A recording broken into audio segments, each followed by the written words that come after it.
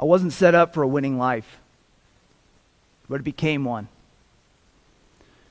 Today's theme is illuminate. And I want to take a second to illuminate your mind. I want to wake you up to something you might not be thinking about, something you might have lost focus on. I want to give you the number one ingredient to a winning life. Have you ever felt like some people are just destined to win and others are destined to fail? Like you might be destined to fail. Like you're just not enough. Because that used to be me. And then somehow all that changed. I ended up earning one of two positions in special operations. I became an Army Ranger, an infantry officer, and then I became an entrepreneur. I worked with some of the highest performing people that you can imagine. Top levels of law enforcement, CEOs, business owners, and a billion-dollar company. But I only got there because I failed a ton. And I got there because I had the one ingredient. And that one ingredient was that I always moved forward.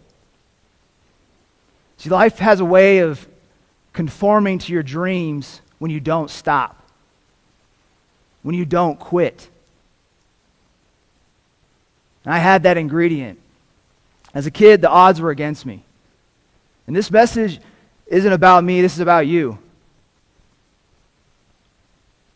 The odds were against me. Have you ever felt like the odds were against you?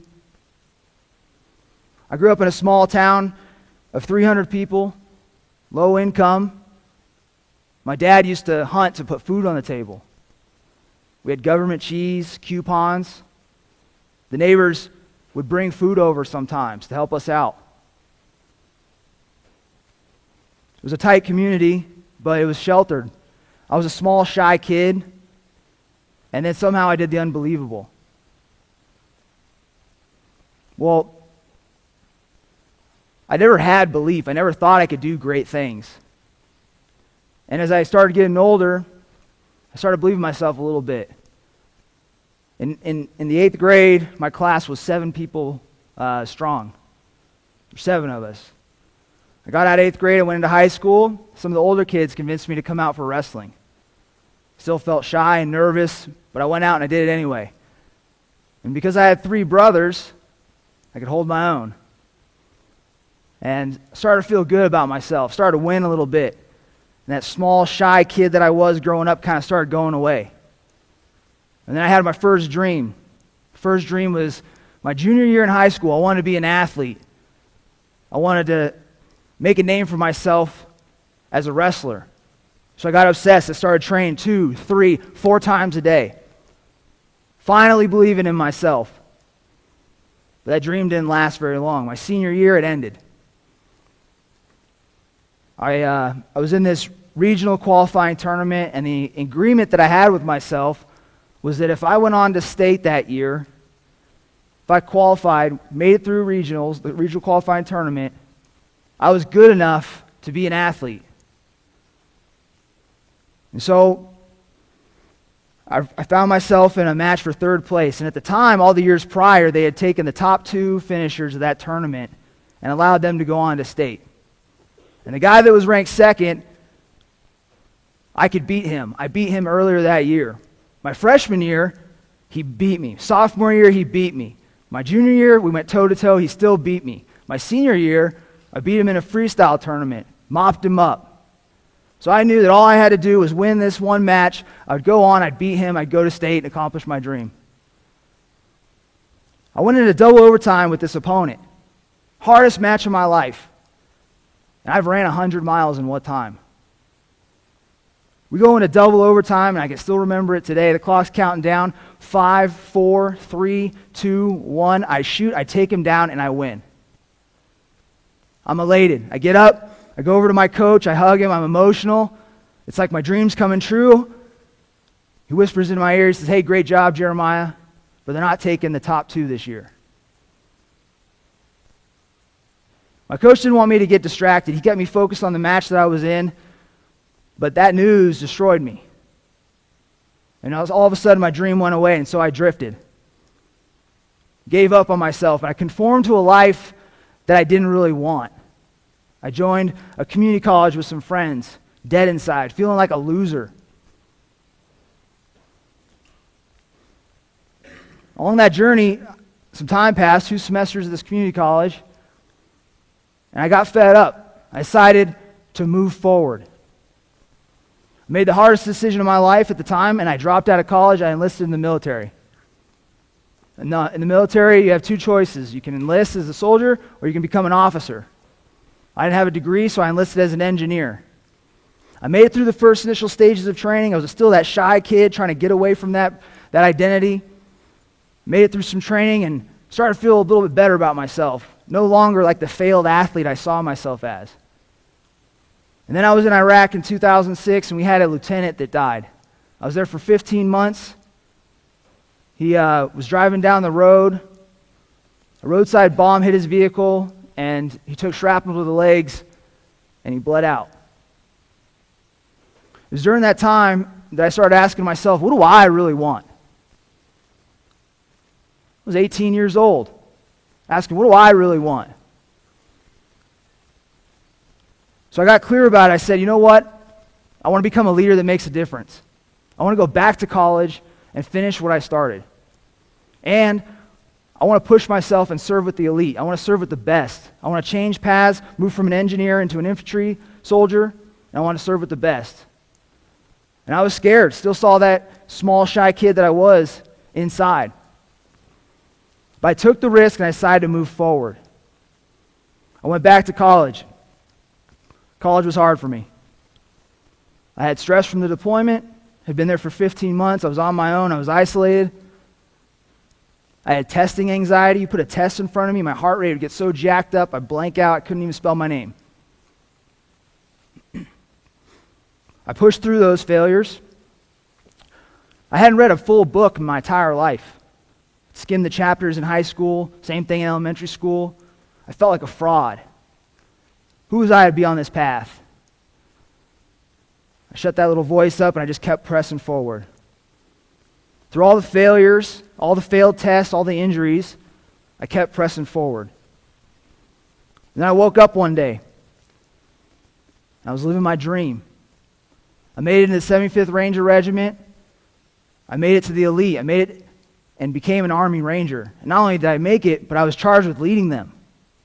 This small, shy kid became something. And I accomplished my dream. But like all dreams end.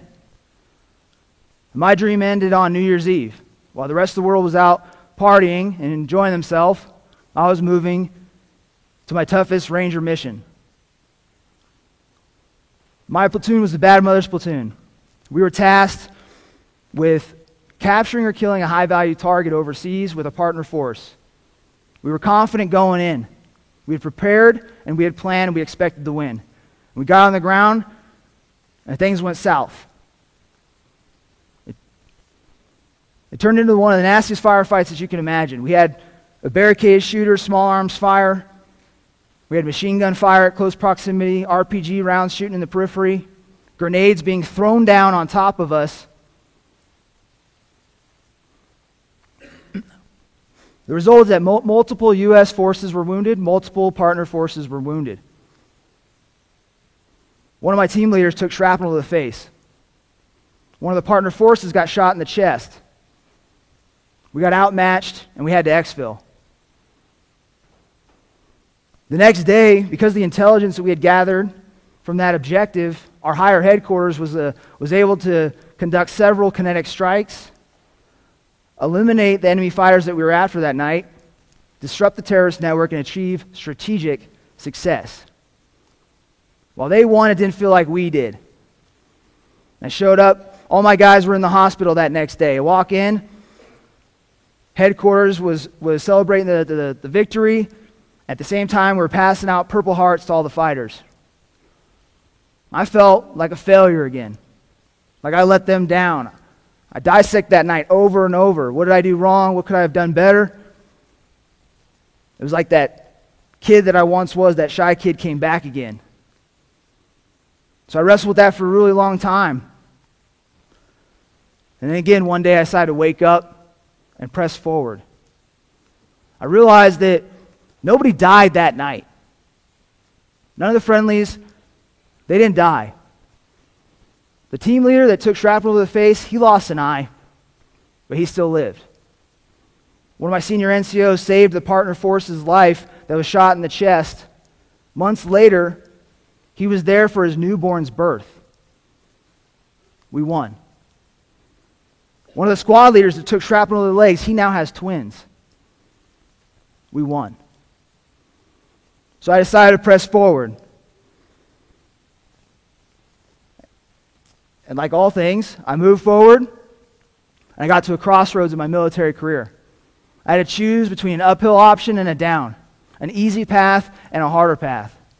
I said, do I stay on this course in the military where I've built my identity and I've escaped that small, shy kid that I once was and chase an old dream, or do I create a new one?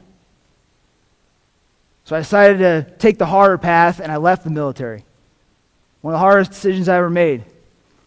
As a result, I ended up becoming an entrepreneur and literally changing hundreds of people's lives by transforming them into leaders. So maybe you're at a crossroads right now, and you're trying to figure out which direction to go. Do I take the uphill option or take the down? Well, I challenge you to take the harder path, because the harder path always pays. In fact, it pays the most. My message to you is that the journey that you're on is a lot like a diamond. Diamonds take billions of years to be formed. They're made at the Earth's core. They take constant heat and pressure. You are becoming a diamond. Something great is happening for you. You just don't know it yet. So if you want to become a diamond, you have to keep the heat up, the challenges. You have to keep the pressure up, the adversity. And if you do that and you truly want to win, the only other thing you need in life is the one ingredient. You must always move forward. Thank you.